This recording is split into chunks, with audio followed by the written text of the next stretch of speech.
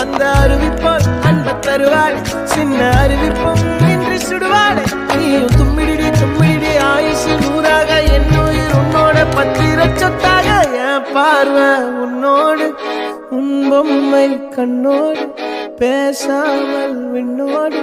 நாம் மிதந்து போவோம் காதாரா அடியாரோ நான் தாங்க மாறோடு